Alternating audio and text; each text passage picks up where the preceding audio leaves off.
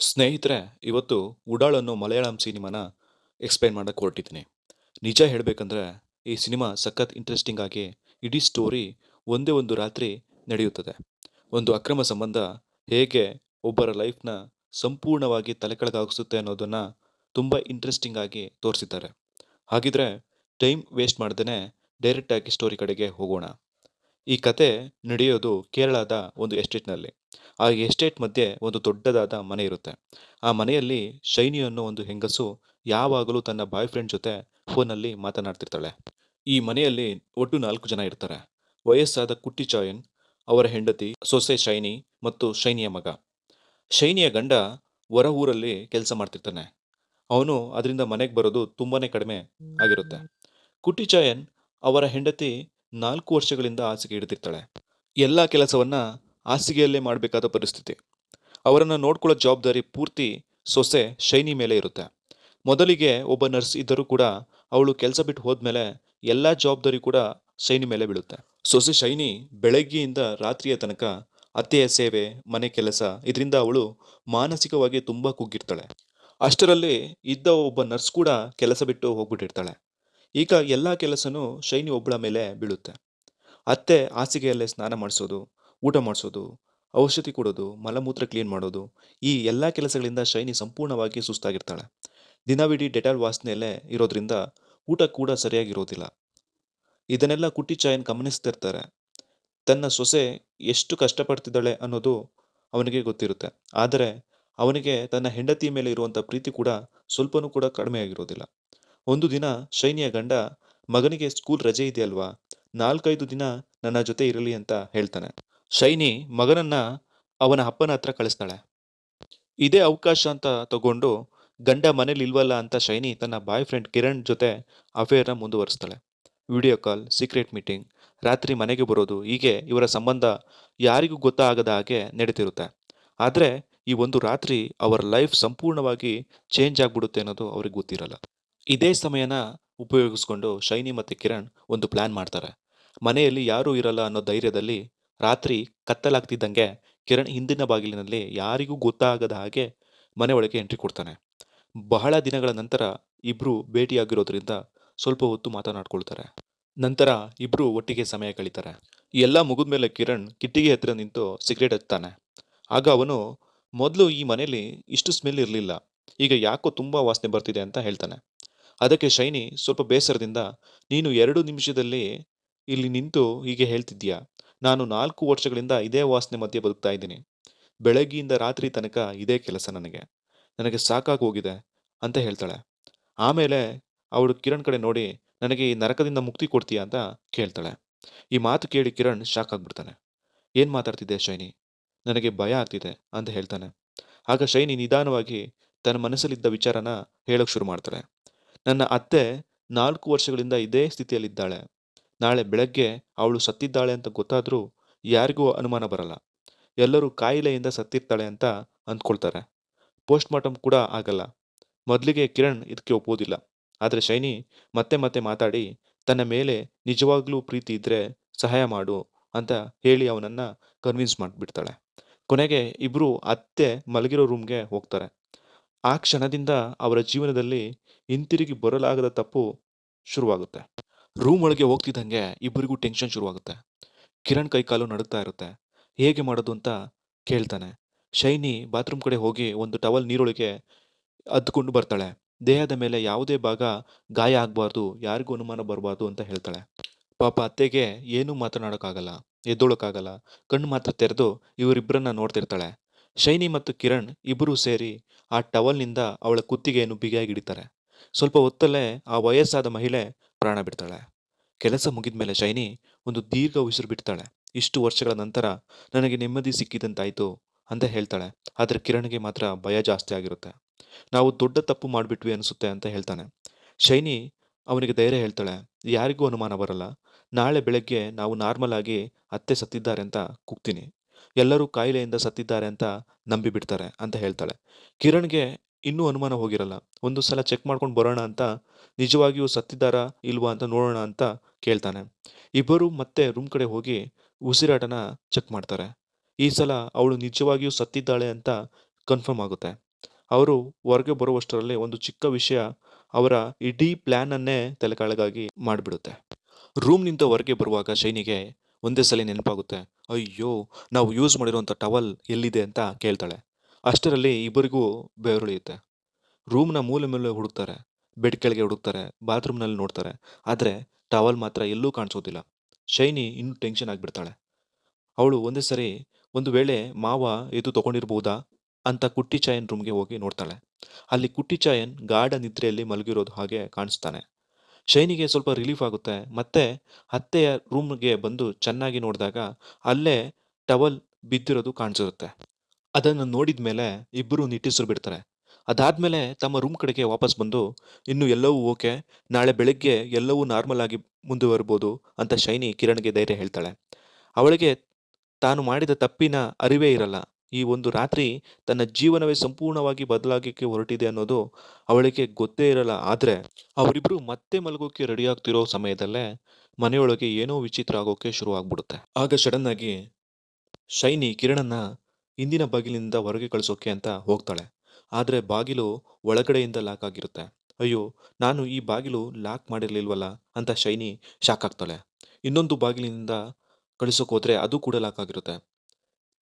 ಈಗ ಇವರಿಬ್ಬರಿಗೂ ನಿಜವಾಗಿಯೂ ಭಯ ಶುರುವಾಗುತ್ತೆ. ಕಿರಣ್ ಗಾಬರಿಯಿಂದ ನಿನ್ನ ಗಂಡ ಏನಾದ್ರೂ ಬಂದಿದ್ದಾನಾ ಅಂತ ಕೇಳ್ತಾನೆ. ಶೈನಿ ತಕ್ಷಣ ಇಲ್ಲ, ಅವರು ಬರೋ ಚಾನ್ಸೇ ಇಲ್ಲ ಅಂತ ಹೇಳ್ತಾಳೆ. ಅಷ್ಟರಲ್ಲಿ ಲೈಟ್ ಆನ್ ಮಾಡೋಕ್ಕೆ ಅಂತ ಹೊರಡ್ತಾರೆ. ಆದ್ರೆ ಕರೆಂಟ್ ಕೂಡ ಇರಲ್ಲ. ಇಬ್ಬರು ಮೇನ್ ಫ್ಯೂಸ್ ಹತ್ರ ಹೋಗಿ ನೋಡಿದ್ರೆ ಯಾರೋ ಉದ್ದೇಶಪೂರ್ವಕವಾಗಿ ಫ್ಯೂಸ್ ತೆಗೆದಿರ್ತಾರೆ ಅಂತ ನೋಡ್ತಾರೆ. ಇವಾಗ ಶೈನಿ ಮತ್ತು ಕಿರಣ್‌ಗೆ ಇಬ್ಬರಿಗೂ ಒಂದೇ ಪ್ರಶ್ನೆ. ಈ ಮನೆ ಒಳಗೆ ಯಾರೋ ಇನ್ನೊಬ್ರಿದ್ದಾರೆ ಅಂತ. ಮನೆ ಪೂರ್ತಿ ಕತ್ತಲೆ, ಸುತ್ತಮುತ್ತ ಭಯಾನಕ ನಿಶ್ಶಬ್ದ. ಅಷ್ಟರಲ್ಲಿ ಮೇಲಿನ ಹಟ್ಟಿಯಿಂದ ಏನೋ ಶಬ್ದ ಕೇಳಿಸುತ್ತೆ. ಇಬ್ಬರು ಒಬ್ಬರ ಮುಖ ಒಬ್ಬರು ನೋಡ್ಕೊಳ್ತಾರೆ. ಶೈನಿ ನಿಧಾನವಾಗಿ ಅಟ್ಟದ ಮೇಲೆ ಮೆಟ್ಟಿಲು ಹತ್ತಿ ಮೆಲ್ಲಗೆ ಹೋಗ್ತಾಳೆ. ಕಿರಣ್ ಕೆಳಗೆ ನಿಂತು ಎಲ್ಲ ಕಡೆ ಗಮನಿಸ್ತಾ ಇರ್ತಾನೆ. ಶೈನಿ ಅಟ್ಟದ ಮೇಲೆ ಬಾಗಿಲು ಹತ್ತಿರ ಹೋಗಿ ಒಳಗೆ ಇಣುಕಿ ನೋಡಿದಾಗ ಯಾರೋ ರಿಂಚಿನಿಂದ ಅವಳ ತಲೆಗೆ ಜೋರಾಗಿ ಹೊಡಿತಾರೆ. ಶೈನಿ ಮೆಟ್ಟಿಲಿನಿಂದ ಕೆಳಗೆ ಉರುಳಿ ಬೀಳ್ತಾಳೆ. ತಲೆಗೆ, ಕೈಗೆ, ಕಾಲಿಗೆ ಭಾರೀ ಗಾಯವಾಗಿರುತ್ತೆ. ಆದ್ರೆ ಮೇಲಿನ ಕತ್ತಲಲ್ಲಿ ರಿಂಚಿಟ್ಕೊಂಡು ನಿಂತಿರೋ ವ್ಯಕ್ತಿ ಯಾರು ಗೊತ್ತಾ? ಅವನೇ ಕುಟಿ ಚಾಯನ್. ಇಲ್ಲಿಂದ ಸಿನಿಮಾದ ನಿಜವಾದ ಆಟ ಶುರುವಾಗುತ್ತೆ. ಕುಟ್ಟಿ ಚಾಯನ್ನ ನೋಡಿದ ತಕ್ಷಣ ಶೈನಿ ಮತ್ತು ಕಿರಣ್ ಇಬ್ಬರಿಗೂ ಶಾಕ್ ಆಗ್ಬಿಡುತ್ತೆ. ಇವರಿಗೆ ಎಲ್ಲ ಗೊತ್ತಾಯ್ತಾ ಅನ್ನೋ ಭಯ ಇಬ್ಬರ ಮುಖದಲ್ಲೂ ಕಾಣಿಸುತ್ತೆ. ಇಲ್ಲಿ ಸಿನಿಮಾ ಒಂದು ಫ್ಲಾಶ್ ಬ್ಯಾಕ್‌ಗೆ ಹೋಗುತ್ತೆ. ಶೈನಿ ಮತ್ತು ಕಿರಣ್ ಅತ್ತೆಯನ್ನ ಕೊಂದು ತಮ್ಮ ರೂಮ್‌ಗೆ ಹೋದ ಸ್ವಲ್ಪ ಹೊತ್ತಿನ ನಂತರ ಕುಟ್ಟಿ ಚಾಯನ್‌ಗೆ ಎಚ್ಚರ ಆಗ್ಬಿಡುತ್ತೆ.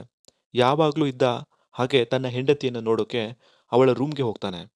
ಹೆಂಡತಿ ಕೈ ಮುಟ್ಟಿದ ತಕ್ಷಣ ಅವನಿಗೆ ದೇಹ ತಣ್ಣಗಾಗಿದೆ ಅನ್ನೋದು ಗೊತ್ತಾಗುತ್ತೆ.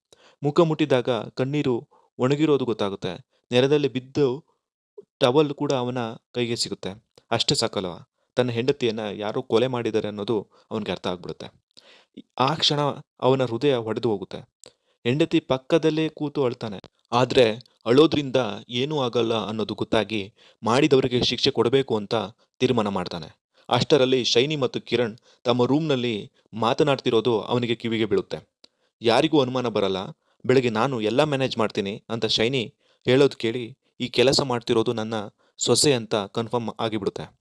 ನಂತರ ಅವನು ಶೈನಿ ರೂಮ್‌ಗೆ ಹೋಗಿ ಟೇಬಲ್ ಮೇಲಿದ್ದ ಕಾಂಡೋಮ್ ಪ್ಯಾಕೆಟ್‌ನ ಮುಟ್ಟಿ ನೋಡ್ತಾನೆ. ಆಗ ಶೈನಿಯ ಅಕ್ರಮ ಸಂಬಂಧ ಅವನಿಗೆ ಗೊತ್ತಾಗ್ಬಿಡುತ್ತೆ. ಈ ಕ್ಷಣ ಕುಟ್ಟಿ ಚಾಯನ್ ಒಂದು ನಿರ್ಧಾರ ಮಾಡ್ತಾನೆ. ಪೊಲೀಸರು ಬರುವವರೆಗೂ ಇವರಿಬ್ಬರನ್ನ ಈ ಮನೆಯಿಂದ ಹೊರಗೆ ಹೋಗಲು ಬಿಡಬಾರ್ದು ಅಂತ. ಅದಕ್ಕಾಗಿಯೇ ಎಲ್ಲ ಬಾಗಿಲುಗಳನ್ನ ಲಾಕ್ ಮಾಡಿ ಮನೆಯ ಫ್ಯೂಸ್ ತೆಗೆದು ರಿಂಚ್ ಇಟ್ಕೊಂಡು ಅಟ್ಟದ ಮೇಲೆ ಅಡಗಿ ಕೂತಿರ್ತಾನೆ. ಈಗ ಆಟದ ನಿಯಂತ್ರಣ ಸಂಪೂರ್ಣವಾಗಿ ಕುಟ್ಟಿ ಚಾಯನ್ ಕೈಗೆ ಹೋಗಿರುತ್ತೆ. ಪ್ರೆಸೆಂಟ್‌ಗೆ ವಾಪಸ್ ಬಂದಾಗ ಶೈನಿ ಮತ್ತು ಕಿರಣ್‌ಗೆ ಈಗ ಒಂದೇ ವಿಷಯ ಕ್ಲಿಯರ್ ಆಗಿರುತ್ತೆ. ಕುಟ್ಟಿ ಚಾಯನ್‌ಗೆ ಎಲ್ಲ ಸತ್ಯ ಗೊತ್ತಾಗಿದೆ. ಕಿರಣ್ ಭಯದಿಂದ ಇಲ್ಲಿಂದ ಹೇಗಾದ್ರೂ ಎಸ್ಕೇಪ್ ಆಗ್ಬೇಕು ಶೈನಿ. ನನಗೆ ಇಲ್ಲಿ ಇರೋಕೆ ಆಗಲ್ಲ ಅಂತ ಹೇಳ್ತಾನೆ. ಆದ್ರೆ ಶೈನಿ ಇನ್ನೂ ಶಾಂತವಾಗಿರ್ತಾಳೆ. ಈಗ ಹೆದರಿದ್ರೆ ನಾವು ಸಿಕ್ಕಿ ಬೀಳ್ತೀವಿ. ಮೊದಲು ಕುಟ್ಟಿ ಚಾಯನ್ನನ್ನ ಮುಗಿಸ್ಬೇಕು. ಆಗ ಮಾತ್ರ ನಾವು ಸೇಫ್ ಅಂತ ಹೇಳ್ತಾಳೆ. ಇದಕ್ಕೆ ಕಿರಣ್ ಒಪ್ಪೋದಿಲ್ಲ. ಒಂದೇ ರಾತ್ರಿ ಈಗಾಗಲೇ ಒಂದು ಕೊಲೆ ಮಾಡಿದ್ದೀವಿ. ಇನ್ನೊಂದು ಕೊಲೆನಾ? ಇದು ತಪ್ಪು ಶೈನಿ ಅಂತ ಹೇಳ್ತಾನೆ. ಆದ್ರೆ ಶೈನಿ ಹಿಂದೆ ಸರಿಯೋದೇ ಇಲ್ಲ. ಕುಟ್ಟಿ ಚಾಯನ್ ತನ್ನ ಹೆಂಡತಿನ ಕೊಂದು ಆಮೇಲೆ ತಾನೇ ಆತ್ಮಹತ್ಯೆ ಮಾಡ್ಕೊಂಡ ಅಂತ ಸ್ಟೋರಿ ಕಟ್ಬೋದು. ಅದೇ ನಮ್ಮನ್ನ ಉಳ್ಸೋ ಒಂದು ದಾರಿ ಅಂತ ಅವಳು ಹೇಳ್ತಾಳೆ. ಅವನಿಗೆ ಗೊತ್ತಿಲ್ಲ, ಇವರು ಮಾತನಾಡೋ ಪ್ರತಿಯೊಂದು ಮಾತು ಕೂಡ ಕುಟ್ಟಿ ಚಾಯನ್ ಮರೆಯಲ್ಲಿ ನಿಂತೆ ಕೇಳಿಸ್ಕೊತಾ ಇರ್ತಾನೆ. ಅವನು ತನ್ನ ಹೆಂಡತಿಗೆ ಹೊಸ ಬಟ್ಟೆ ಹಾಕಿ ಕೊನೆಯ ಸಲ ಪ್ರೀತಿಯಿಂದ ನೋಡ್ತಾನೆ. ಆ ಸೀನ್ ನೋಡಿದ್ರೆ ಯಾರಿಗಾದ್ರೂ ಕಣ್ಣಲ್ಲಿ ನೀರು ಬರ್ತದೆ. ನಂತರ ರಿಂಚ್ ಕೈಗೆ ತಗೊಂಡು ಮನೆಯಲ್ಲಿ ಪ್ರತಿಯೊಂದು ಮೂಲೆ ಮೂಲೆನೂ ಕೂಡ ತನ್ನ ಕೈಯಲ್ಲಿದೆ ಅನ್ನೋ ಅನುಭವದ ಮೇಲೆ ಕತ್ತಲನ್ನೇ ಆಯುಧ ಮಾಡಿಕೊಂಡು ಇವರಿಬ್ಬರ ವಿರುದ್ಧ ಆಟ ಶುರು ಮಾಡ್ತಾನೆ. ಇಲ್ಲಿಂದ ಸಿನಿಮಾ ಒಂದು ಸೈಕಲಾಜಿಕಲ್ ಸರ್ವೈವಲ್ ಥ್ರಿಲ್ಲರ್ ಆಗಿ ಬದಲಾಗುತ್ತೆ. ಯಾರು ಯಾರನ್ನ ಬೇಟೆಯಾಡ್ತಾರೆ ಅನ್ನೋದು ಪ್ರತಿ ನಿಮಿಷಕ್ಕೂ ಬದಲಾಗ್ತಾ ಇರುತ್ತೆ. ಶೈನಿ ಮತ್ತು ಕಿರಣ್ ಕೈಗೆ ಒಂದು ಟಾರ್ಚ್ ತಗೊಂಡು ನಿಧಾನವಾಗಿ ಮನೆ ತುಂಬ ಕುಟ್ಟಿ ಚಾಯನ್ನ ಹುಡುಕೋಕೆ ಶುರು ಮಾಡ್ತಾರೆ. ಆದರೆ ಕತ್ತಲಲ್ಲಿ ಅವರಿಗೆ ಏನೂ ಸರಿಯಾಗಿ ಕಾಣಿಸೋದಿಲ್ಲ. ಅಷ್ಟರಲ್ಲಿ ಶೈನಿ ಸೀಮೆಎಣ್ಣೆ ದೀಪ ಹಚ್ಚೋಣ ಅಂತ ಎಲ್ಲ ಕ್ಲಿಯರ್ ಆಗಿ ಕಾಣುತ್ತೆ ಅಂತ ಹೇಳ್ತಾಳೆ. ಅವಳಿಗೆ ಗೊತ್ತಿರಲ್ಲ ಕುಟ್ಟಿ ಚಾಯನ್ ಇದನ್ನ ಮೊದಲೇ ಊಹಿಸಿರ್ತಾನೆ ಅಂತ. ಶೈನಿ ದೀಪ ಹಚ್ಚಿ ಕೈಗೆ ಎತ್ತುಕೊಂಡ ತಕ್ಷಣ ದೀಪದ ಗಾಜು ಏಕಾಏಕಿ ಸಿಡಿದು ಬೆಂಕಿ ಅವಳ ಕೈ ಮೇಲೆ ಹತ್ತಿಕೊಳ್ಳುತ್ತೆ. ಅಯ್ಯೋ ಅಂತ ಶೈನಿ ಕಿರ್ತಾಳೆ. ಆ ಕೈ ಪೂರ್ತಿ ಸುಟ್ಟು ಹೋಗ್ತದೆ. ಕಿರಣ್ ತಕ್ಷಣ ಓಡಿ ಬಂದು ಹೇಗೋ ಬೆಂಕಿನ ಆರಿಸಿ ಅವಳ ಕೈಗೆ ಆಯಿಂಟ್ಮೆಂಟ್ ಹತ್ತಾನೆ. ಆಗ ಕಿರಣ್ ಶೈನಿ ಕಡೆ ನೋಡಿ, ನಾವು ಕುಟ್ಟಿ ಚಾಯನನ್ನ ಕೊಲ್ಲೋಕೆ ಬಂದಿದ್ವಿ, ಆದ್ರೆ ಅವನು ನೋಡಿದ್ರೆ ನಮ್ಮನ್ನೇ ಬೇಟೆಯಾಡ್ತಿದ್ದಾನೆ ಅಂತ ಹೇಳ್ತಾನೆ.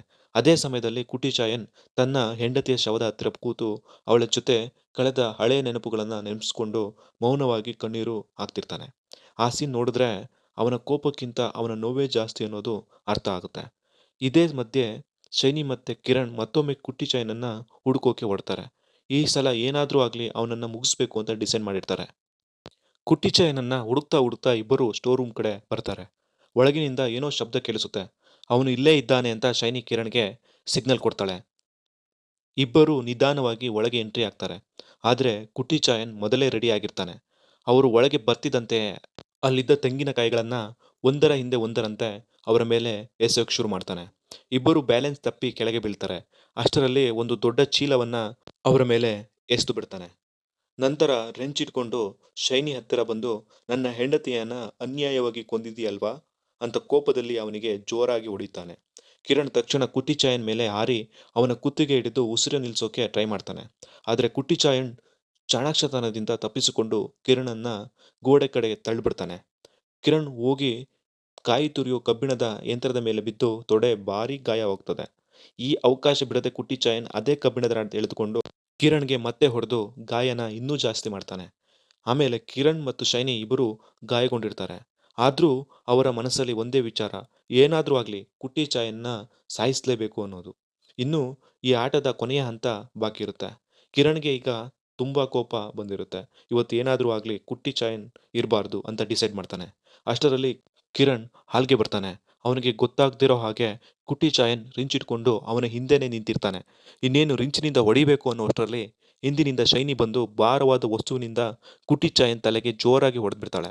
ಕುಟ್ಟಿ ಚಾಯನ್ ನೆಲಕ್ಕೆ ಬೀಳ್ತಾನೆ. ಆ ಅವಕಾಶನ ಬಳಸ್ಕೊಂಡು ಕಿರಣ್ ಅಲ್ಲಿದ್ದ ಶೋಕೇಸ್ ಸ್ಟ್ಯಾಂಡನ್ನ ಅವನ ಮೇಲೆ ತಳ್ತಾನೆ. ಆದ್ರೆ ಕುಟ್ಟಿ ಚಾಯನ್ ಹೇಗೋ ಅಲ್ಲಿಂದ ತಪ್ಪಿಸ್ಕೊಂಡು ಹೋಗ್ತಾನೆ. ಶೈನಿ ಅವನನ್ನ ಎಳೆದುಕೊಂಡು ಹೋಗ್ತಾ, ಕಿರಣ್ ಸೀಮೆಣ್ಣೆ ತಗೊಂಡು ಬಾ, ಇವತ್ತು ಇವನ ಕತೆ ಇಲ್ಲೇ ಮುಗಿಸ್ಬೇಕು ಅಂತ ಹೇಳ್ತಾಳೆ. ಇವರು ಕುಟ್ಟಿ ಚಾಯನನ್ನ ಎಳ್ಕೊಂಡು ಹೋಗ್ತಿರೋ ವೇಳೆ ಅವನು ಏಕಾಏಕಿ ಶೈನಿಯ ಕಾಲು ಹಿಡಿದು ಅವಳನ್ನ ನೆಲಕ್ಕೆ ಬೀಳಿಸ್ತಾನೆ. ಶೈನಿಯ ತಲೆ ಮತ್ತೆ ಬಾಗಿಲಿಗೆ ಬಡಿದು ತುಂಬಾ ಗಾಯ ಆಗುತ್ತೆ. ಆ ಗೊಂದಲದಲ್ಲಿ ಕುಟ್ಟಿ ಚಾಯನ್ ಅಲ್ಲಿಂದ ಮತ್ತೆ ಎಸ್ಕೇಪ್ ಆಗ್ಬಿಡ್ತಾನೆ. ಇದರಿಂದ ಶೈನಿ ಕೋಪದಲ್ಲಿ ಹುಚ್ಚಳ ಹಾಗೆ ಆಗ್ಬಿಡ್ತಾಳೆ. ನಿನ್ನ ಹೆಂಡತಿಯ ಶವಕ್ಕೂ ಬೆಂಕಿ ಎತ್ತೀನಿ, ನೀನು ಏನ್ ಮಾಡ್ತೀಯೋ ನೋಡೋಣ ಅಂತ ಜೋರಾಗಿ ಕೂಗ್ತಾಳೆ. ಅವಳು ಮಾತು ಕೇಳಿ ಕುಟ್ಟಿ ಚಾಯನ್ ಹೊರಗೆ ಬರ್ತಾನೆ. ಅವನ ಕಣ್ಣಲ್ಲಿ ಈಗ ದುಃಖಕ್ಕಿಂತ ಕೋಪನೇ ಜಾಸ್ತಿ ಕಾಣ್ತಿರುತ್ತೆ. ಇಲ್ಲಿಂದ ಸಿನಿಮಾ ಕೂಡ ಇನ್ನೂ ಇಂಟ್ರೆಸ್ಟಿಂಗ್ ಆಗಿರುತ್ತೆ. ಒಬ್ಬರು ಬದುಕಬೇಕು ಅಂದ್ರೆ ಇನ್ನೊಬ್ಬರು ಸಾಯಲೇಬೇಕು ಅನ್ನೋ ಪರಿಸ್ಥಿತಿ ಬರುತ್ತೆ. ಶೈನಿ ಕೋಪದಲ್ಲಿ ಕುಟ್ಟಿ ಚಾಯನ್ಗೆ ಹೊಡಿತಲೇ ಇರ್ತಾಳೆ. ಅವನನ್ನ ಸೋಫಾ ಮೇಲೆ ತಳ್ಳಿಬಿಡ್ತಾಳೆ. ಇವತ್ತು ನಿನ್ನ ಕತೆ ಮುಗೀತು ಅಂತ ಕಿರಣ್ಗೆ ಸ್ಕ್ರೂ ಡ್ರೈವರ್ ತಂದು ಕೊಡಕ್ಕೆ ಹೇಳ್ತಾಳೆ. ಕಿರಣ್ ಕೂಡ ಕೋಪದಲ್ಲಿ ಕುಟ್ಟಿ ಚಾಯನ್ಗೆ ಚುಚ್ಚುತ್ತಾನೆ. ಇಬ್ಬರು ಕೂಡ ಈಗ ಕುಟ್ಟಿ ಚಾಯನ್ ಸತ್ತು ಬಿಟ್ಟ ಅಂತ ಅಂದ್ಕೊಳ್ತಾರೆ. ಆದ್ರೆ ಕೊನೆಯ ಕ್ಷಣದಲ್ಲೂ ಕುಟ್ಟಿ ಚಾಯನ್ ಕೈ ಚೆಲ್ಲಲ್ಲ. ಅವನು ಕಿರಣ್ನ ಗಾಯವಾಗಿದ್ದ ಕಾಲಿಗೆ ಜೋರಾಗಿ ಒದ್ದು ಅವನ ಕೆಳಗೆ ಬೀಳಿಸ್ತಾನೆ. ಶೈನಿ ಅಡ್ಡ ಬರ್ತಿದ್ದಂತೆ ಅವಳ ಕಣ್ಣಿಗೆ ಹೊಡೆದು ಅಲ್ಲಿಂದ ತಪ್ಪಿಸಿಕೊಂಡು ತನ್ನ ರೂಮ್ಗೆ ಓಡಿ ಹೋಗ್ತಾನೆ. ರೂಮ್ ಒಳಗೆ ಹೋಗಿ ತಕ್ಷಣ ಮೊಬೈಲ್ ತಗೊಂಡು ಪೊಲೀಸ್ ಕಂಟ್ರೋಲ್ ರೂಮ್ಗೆ ಕರೆ ಮಾಡ್ತಾನೆ. ಮನೆಯ ಅಡ್ರೆಸ್ ಹೇಳಿ ಬೇಗ ಬನ್ನಿ ಅಂತ ಮಾಹಿತಿ ಕೊಟ್ಟು ಕಾಲ್ ಕಟ್ ಮಾಡಿಬಿಡ್ತಾನೆ. ಈ ಕಡೆ ಶೈನಿ ಹೇಗೋ ಎದ್ದು ಕಿಚನ್ ಕಡೆ ಹೋಗಿ ನೀರು ಕುಡಿತಾಳೆ. ನಂತರ ಡ್ರಾಯರ್ನಿಂದ ಒಂದು ದೊಡ್ಡ ಮಚ್ಚನ್ನು ತೆಗೆದುಕೊಳ್ತಾರೆ. ಕುಟ್ಟಿ ಚಾಯನನ್ನ ಮುಗಿಸ್ಲೇಬೇಕು ಅಂತ ಅವನ ರೂಮ್ ಕಡೆ ಹೋಗ್ತಾಳೆ. ಆದ್ರೆ ಅಲ್ಲಿ ಅವನು ಇರಲ್ಲ. ಅಲ್ಲಿ ಬಿದ್ದಿದ್ದ ಫೋನ್ ನೋಡಿ ಅವನು ಆಗಲೇ ಪೊಲೀಸ್ಗೆ ಕರೆ ಮಾಡಿರೋದು ಗೊತ್ತಾಗುತ್ತೆ. ಅದನ್ನ ನೋಡಿ ಶೈನಿಗೆ ಶಾಕ್ ಆಗ್ಬಿಡುತ್ತೆ. ಪೊಲೀಸ್ ಬರೋ ಮುಂಚೆ ಏನಾದ್ರೂ ಮಾಡಬೇಕು, ಇಲ್ಲ ಅಂದ್ರೆ ನಾವಿಬ್ಬರ ಜೀವನ ಮುಗೀತು ಅಂತ ಕಿರಣ್ಗೆ ಹೇಳ್ತಾಳೆ. ಹಾಗೆ ಅವಳು ಮತ್ತೊಂದು ದೊಡ್ಡ ನಿರ್ಧಾರ ಮಾಡ್ತಾಳೆ. ಕಿರಣ್‌ನ ಫ್ರೆಂಡ್‌ನ ಮನೆಗೆ ಕರೆಸೋಕೆ ಹೇಳ್ತಾಳೆ. ಕಿರಣ್ ತಕ್ಷಣ ತನ್ನ ಫ್ರೆಂಡ್‌ಗೆ ಕಾಲ್ ಮಾಡಿ, ಬೇಗ ಶೈನಿ ಮನೆಗೆ ಬಾ ಅಂತ ಹೇಳ್ತಾನೆ. ನಾವು ದೊಡ್ಡ ಸಮಸ್ಯೆಯಲ್ಲಿದ್ದೇವೆ ಅಂತ ಹೇಳ್ತಾನೆ. ಅವನ ಫ್ರೆಂಡ್ ಕೂಡ ಏನೂ ಕೇಳದೆ ತಕ್ಷಣ ಅಲ್ಲಿಗೆ ಹೊರಡ್ತಾನೆ. ಮನೆ ಹತ್ರ ಬಂದ ಮೇಲೆ ಎಲ್ಲಾ ಡೋರ್ ಲಾಕ್ ಆಗಿದೆ. ನಾನು ಹೇಗೆ ಹೊರಗೆ ಬರಲಿ ಅಂತ ಕಾಲ್ ಮಾಡ್ತಾನೆ. ಅದಕ್ಕೆ ಶೈನಿ ಮಾವಿನ ಮರದ ಮೇಲೆ ವೆಂಟಿಲೇಟರ್ ಹತ್ರದಿಂದ ಒಳಗೆ ಬಾ ಅಂತ ಹೇಳ್ತಾಳೆ. ಆ ಮಾತನ್ನ ಕೇಳಿದ ಕಿರಣ್‌ಗೆ ಒಂದು ಕ್ಷಣ ಶಾಕ್ ಆಗುತ್ತೆ. ಯಾಕಂದ್ರೆ ಅದೇ ದಾರಿಯಲ್ಲಿ ಮೊದಲೇ ಯಾರೋ ಮನೆಗೆ ಬರ್ತಿದ್ರು ಅನ್ನೋ ವಿಷಯ ಅವನಿಗೆ ಅರ್ಥ ಆಗುತ್ತೆ. ಅಂದ್ರೆ ನಾನೊಬ್ಬನ ಜೊತೆ ಮಾತ್ರ ಅಲ್ಲ, ಇನ್ನು ಯಾರ್ಯಾರ ಜೊತೆ ಸಂಬಂಧ ಇಟ್ಕೊಂಡಿದ್ಯಾ ಅಂತ ಕೋಪದಲ್ಲಿ ಶೈನಿನ ಕೇಳ್ತಾನೆ. ಶೈನಿ ಕೂಡ ಕೋಪದಲ್ಲಿ, ಈಗ ಅದನ್ನ ಕೇಳೋ ಟೈಮ್ ಇಲ್ಲ. ಮೊದಲು ಇಲ್ಲಿಂದ ಹೇಗೆ ತಪ್ಪಿಸ್ಕೊಳ್ಳೋದು ಅಂತ ಯೋಚಿಸು ಅಂತ ಹೇಳ್ತಾಳೆ. ಅಷ್ಟರಲ್ಲಿ ಕಿರಣ್ ಫ್ರೆಂಡ್ ಮನೆಗೆ ಒಳಗೆ ಬರ್ತಾನೆ. ಒಳಗೆ ಬಂದ ತಕ್ಷಣ ಮನೆಯೆಲ್ಲ ಪೂರ್ತಿ ರಕ್ತ, ಒಡೆದ ಸಾಮಾನು, ಗಾಯದಿಂದ ಶೈನಿ ಮತ್ತು ಕಿರಣನ್ನ ನೋಡಿ ಶಾಕ್ ಆಗ್ಬಿಡ್ತಾನೆ. ಇಲ್ಲಿ ಏನಾಗ್ತಿದೆ ಅಂತ ಕೇಳ್ತಿದ್ದಂತೆಯೇ ದೂರದಲ್ಲಿ ನಿಂತಿದ್ದ ಕುಟ್ಟಿ ಚಾಯನ್ ಅವರ ಕಡೆ ನಿಧಾನವಾಗಿ ನಡೆದು ಬರ್ತಿರೋದು ಕಾಣಿಸುತ್ತೆ. ಶೈನಿ ಅವನನ್ನು ನೋಡಿ ಕೈಯಲ್ಲಿದ್ದ ಮಚ್ಚು ಹಿಡಿದು ಕೋಪದಲ್ಲಿ ಅವನ ಕಡೆ ಓಡ್ತಾಳೆ. ಆದ್ರೆ ಆ ರಕ್ತದ ಮೇಲೆ ಕಾಲು ಜಾರಿ ಕೆಳಗೆ ಬೀಳ್ತಾಳೆ. ಅದೇ ಕ್ಷಣದ ಅವಕಾಶ ಬಳಸಿಕೊಂಡ ಕುಟ್ಟಿ ಚಾಯನ್ ರೇಂಜ್ನಿಂದ ಕಿರಣ್ ಫ್ರೆಂಡ್ನ ತಲೆಗೆ ಬಲವಾಗಿ ಹೊಡಿತಾನೆ. ಒಂದೇ ಹೊಡೆತಕ್ಕೆ ಅವನು ಅಲ್ಲೇ ಪ್ರಾಣ ಬಿಡ್ತಾನೆ. ಇಲ್ಲಿಂದ ಕತೆ ಕ್ಲೈಮ್ಯಾಕ್ಸ್ಗೆ ಎಂಟ್ರಿ ಆಗುತ್ತೆ. ತನ್ನ ಫ್ರೆಂಡ್ ಕಣ್ಣ ಮುಂದೆನೇ ಸತ್ತು ಬಿದ್ದುದನ್ನು ನೋಡಿ ಕಿರಣ್ ಸಂಪೂರ್ಣವಾಗಿ ಕೋಪದಿಂದ ಹುಚ್ಚನಾಗ್ಬಿಡ್ತಾನೆ. ಅದೇ ಟೈಮ್ನಲ್ಲಿ ಶೈನಿ ಒಂದು ಪ್ಲಾನ್ ಮಾಡ್ತಾಳೆ. ಇಷ್ಟು ನಡೆದಿದ್ದನ್ನೆಲ್ಲ ಕಿರಣ್ ಮೇಲೆ ಹಾಕಿಬಿಡೋಣ ಅಂತ ನಿರ್ಧಾರ ಮಾಡ್ತಾಳೆ. ತಕ್ಷಣ ತನ್ನ ಗಂಡನಿಗೆ ಕಾಲ್ ಮಾಡಿ, ರೀ, ನಮ್ಮ ಮನೆಗೆ ಯಾರೋ ನುಗ್ಬಿಟ್ಟಿದ್ದಾರೆ. ಮಾವ ಕಿರುತ್ತಾ ಇದ್ದಾರೆ. ನಾನು ರೂಮ್ನ ಒಳಗೆ ಲಾಕ್ ಮಾಡಿಕೊಂಡಿದ್ದೇನೆ. ಬೇಗ ಯಾರನ್ನಾದ್ರೂ ಕಳಿಸಿ ಅಂತ ನಾಟಕ ಶುರು ಮಾಡ್ತಾಳೆ. ಆದ್ರೆ ಅವಳು ಮಾಡ್ತಿರೋದ್ನೆಲ್ಲ ಕಿರಣ್ ಕೇಳಿಸ್ಕೊಳ್ತಾನೆ. ಕಿರಣ್ ಆಗ ಶೈನಿ ತನ್ನನ್ನೇ ಬಲಿ ಕೊಡೋ ಪ್ಲಾನ್ ಮಾಡಿದ್ದಾಳೆ ಅಂತ ಅರ್ಥ ಆಗ್ತದೆ. ಇಷ್ಟು ದಿನ ನನ್ನನ್ನೇ ಯೂಸ್ ಮಾಡ್ಕೊಂಡು ಈಗ ಎಲ್ಲ ತಪ್ಪನ್ನು ನನ್ನ ಮೇಲೆ ಹಾಕೋಕೆ ನೋಡ್ತಿದ್ಯಾ ಅಂತ ಕೋಪದಲ್ಲಿ ಶೈನಿಯ ಮೇಲೆ ಅಟ್ಯಾಕ್ ಮಾಡ್ತಾನೆ. ಇಬ್ಬರು ಗಾಯಗೊಂಡರೂ ಭಯಂಕರವಾಗಿ ಹೊಡೆದಾಡ್ತಾಳೆ. ಇಷ್ಟೊತ್ತು ಸೇರಿ ಕೊಲೆ ಮಾಡಿದವರು ಈಗ ಒಬ್ಬರನ್ನೊಬ್ಬರು ಕೊಲ್ಲೋ ಹಂತಕ್ಕೆ ಬಂದು ಬಿಟ್ಟಿರ್ತಾರೆ. ಈ ಗಲಾಟೆಯ ಮಧ್ಯೆ ಗಾಯಗೊಂಡಿದ್ದ ಕೊಟ್ಟಿಚಾಯನ್ ಹೇಗೋ ಬಂದು ಸ್ಟೋರ್ ರೂಮ್ ಒಳಗೆ ಹೋಗಿ ಅಡಗಿಕೊಳ್ತಾನೆ. ಕಿರಣ್ ಅವರ ಹಿಂದೆ ಹೋಗ್ತಾನೆ. ಒಳಗಿನಿಂದ ನರಳೋ ಸೌಂಡ್ ಕೇಳಿಸುತ್ತೆ. ಇವನು ಅಲ್ಲೇ ಇದ್ದಾನೆ ಅಂತ ಬಾಗಿಲು ತೆಗಿತಾನೆ. ಆದ್ರೆ ಕುಟ್ಟಿಚಾಯನ್ ಮೊದಲೇ ಒಂದು ಟ್ರ್ಯಾಕ್ ಹಾಕಿರ್ತಾನೆ. ಬಾಗಿಲು ಓಪನ್ ಮಾಡಿದ ತಕ್ಷಣ ಮೇಲಿದ್ದ ಗ್ಯಾಸ್ ಸಿಲಿಂಡರ್ ನೇರವಾಗಿ ಕಿರಣ್ ತಲೆ ಮೇಲೆ ಬೀಳುತ್ತೆ. ಒಂದೇ ಹೊಡೆತಕ್ಕೆ ಕಿರಣ್ ನೆಲಕ್ಕೆ ಉರುಳಿ ಬೀಳ್ತಾನೆ. ತಲೆಯಿಂದ ರಕ್ತ ಹರಿಯುತ್ತದೆ. ಅಲ್ಲೇ ಅವನ ಕತೆ ಮುಗಿದು ಹೋಗ್ತದೆ. ಕಿರಣ್ ಸತ್ತ ಮೇಲೆ ಕುಟ್ಟಿ ಚಾಯನ್ ಹೇಗೋ ಎದ್ದು ತಾನು ಮೊದಲೇ ಅಡಗಿಸಿಟ್ಟಿದ್ದ ಎಲೆಕ್ಟ್ರಿಕ್ ಫ್ಯೂಸ್ ತಂದು ಮತ್ತೆ ಜೋಡಿಸ್ತಾನೆ. ಮನೆ ಒಳಗೆ ಮತ್ತೆ ಲೈಟ್ ಬರುತ್ತೆ. ಆಮೇಲೆ ಮೇನ್ ಡೋರ್ಗೆ ಹಾಕಿದ್ದ ಲಾಕ್ ತೆಗೆದು ಬಾಗಿಲು ಓಪನ್ ಮಾಡ್ತಾನೆ. ಅಷ್ಟರಲ್ಲಿ ಬೆಳಗಾಗಿರುತ್ತೆ. ಅದೇ ಸಮಯದಲ್ಲಿ ಪೊಲೀಸರು ಕೂಡ ಮನೆಗೆ ಬರ್ತಾರೆ. ಪೊಲೀಸ್ ಒಳಗೆ ಬಂದು ನೋಡಿದ್ರೆ ಇಡೀ ಮನೆ ರಕ್ತದಿಂದ ತುಂಬಿರುತ್ತೆ. ಎಲ್ಲೆಲ್ಲೂ ಒಡೆದ ಸಾಮಾನು, ಮಧ್ಯದಲ್ಲಿ ಶವಗಳು, ಭಯಾನಕವಾದ ದೃಶ್ಯ. ಶೈನಿ ಇನ್ನೂ ಉಸಿರಾಡ್ತಿದ್ದಾಳೆ. ಆದ್ರೆ ಅವಳ ಸ್ಥಿತಿ ತುಂಬಾ ಗಂಭೀರವಾಗಿರುತ್ತೆ. ಕುಟ್ಟಿ ಚಾಯನ್ ಕೂಡ ರಕ್ತದ ಮಡುವಿನಲ್ಲಿ ಬಿದ್ದಿರ್ತಾನೆ. ಅಷ್ಟರಲ್ಲಿ ಅವನ ಮಗ ಮನೆಗೆ ಬರ್ತಾನೆ. ತಾಯಿಯ ಶವ ನೋಡಿದ ತಕ್ಷಣ ಅವನಿಗೆ ಆಘಾತ ಆಗುತ್ತೆ. ತಂದೆಯನ್ನ ಆ ಸ್ಥಿತಿಯಲ್ಲಿ ನೋಡಿ ಕಣ್ಣೀರಿಡ್ತಾನೆ. ಕುಟ್ಟಿ ಚಯನ್ ಮಗನ ಕೈ ಹಿಡಿದು, ನಿನ್ನ ಅಮ್ಮನ ಅಂತ್ಯ ಸಂಸ್ಕಾರವನ್ನ ಚೆನ್ನಾಗಿ ಮಾಡು ಅಂತ, ಉಳಿದದನ್ನ ದೇವರು ನೋಡ್ಕೊಳ್ತಾನೆ ಅಂತ ಹೇಳ್ತಾನೆ. ಅದಾದ್ಮೇಲೆ ಆಂಬುಲೆನ್ಸ್ ಕುಟ್ಟಿ ಚಾಯನನ್ನ ಆಸ್ಪತ್ರೆಗೆ ಕರೆದುಕೊಂಡು ಹೋಗುತ್ತೆ. ಮನೆಯೊಳಗೆ ನಿಂತಿದ್ದ ಮಗನಿಗೆ ಎಲ್ಲವನ್ನು ನೋಡಿದ ಮೇಲೆ ರಾತ್ರಿ ಏನಾಯ್ತು ಅನ್ನೋದು ಸ್ವಲ್ಪ ಸ್ವಲ್ಪ ಅರ್ಥ ಆಗೋಕ್ಕೆ ಶುರುವಾಗುತ್ತೆ. ಹೀಗೆ ಒಂದೇ ಒಂದು ರಾತ್ರಿ ಒಂದು ಅಕ್ರಮ ಸಂಬಂಧ ಈ ಭೀಕರತೆಗೆ ಕಾರಣವಾಗುತ್ತೆ. ನೋಡಿದ್ರಲ್ಲ ಫ್ರೆಂಡ್ಸ್, ಒಂದು ತಪ್ಪು ನಿರ್ಧಾರ ಹೇಗೆ ಒಂದರ ಹಿಂದೆ ಒಂದರಂತೆ ಮತ್ತಷ್ಟು ದೊಡ್ಡ ತಪ್ಪುಗಳಿಗೆ ಕಾರಣ ಆಗುತ್ತೆ ಅನ್ನೋದು ಈ ಸಿನಿಮಾದ ಒಂದು ಇಂಟೆನ್ಷನ್ ಆಗಿರುತ್ತೆ.